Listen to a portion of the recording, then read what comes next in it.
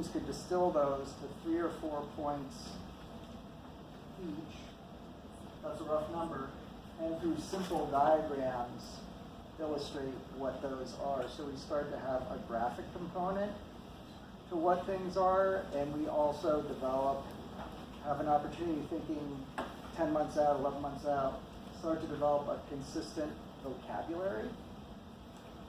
That way, it would be something both graphic and written that can be shared between the teams that could be helpful, and also start to introduce a discipline to us. Because ultimately, you know, the 10 or 12 concepts everyone comes up with, you're only going to be able to execute or follow up on 1 or 2.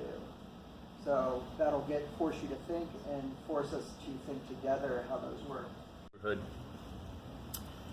This would also be the beginning of what we call the trail that could potentially move all the way through the project, all the way to the north. And we come off of Madison Street through these little kind of plaza areas, and then we would split the trail up north and or up the hill and down the hill to cross Spring Street.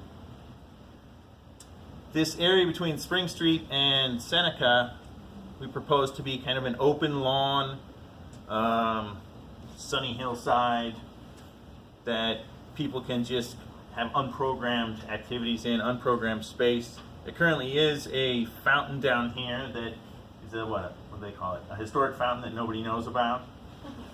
Yeah. We'd like to kind of accent that area, maybe create a more up-to-date urban plaza around that, and use that as a connection from downtown up into the open lawn areas. Inboard and along this curving path. That seemed to make sense, and both in terms of tying to the sort of nightlife type retail here versus tying to the more downtown Westlake Village, that on the main street.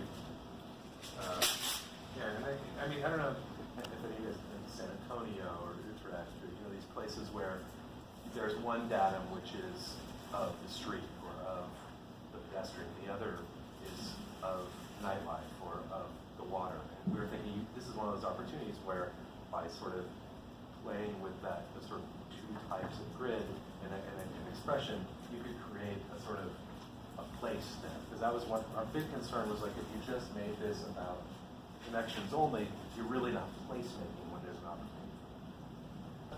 Section of Stewart, they're north of Denny, there's a pretty consistent grid, right? It's always been a simple grid orientation. And then we get into this zone where we have all sorts of things happening, right? And so we did see these, we sort of just drew these 2 really interesting districts that sort of overlapped right here. And we said, well, if we wanted to have sort of smaller scale residential and more dense commercial in section, you know, we might actually get a little bit larger in terms of scale and density as we move to the south. This diagram tried to capture this very simple connection, east, west, north of Denny, and then this new amorphous kind of zone. And then that, because of the sort of geometries that we had in the shift, that maybe a major public space could be part of that. And you know, knowing that $1,000 a square foot is great for market rate, it's not so great for any sort of idea of affordable housing or families, you know, trying to enter into the market.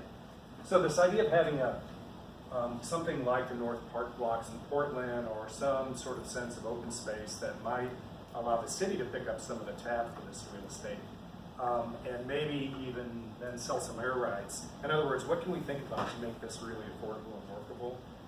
And as an open space idea, one mechanism that we use to try to make that happen.